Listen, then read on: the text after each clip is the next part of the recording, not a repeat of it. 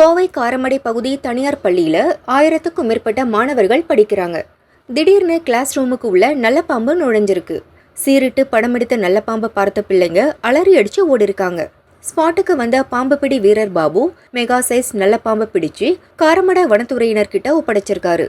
பள்ளி நேரத்துல கிளாஸ் ரூமுக்குள்ள பாம்பு நுழைஞ்சதால பெற்றோர் மத்தியில பெரும் பரபரப்பு ஏற்பட்டிருக்கு.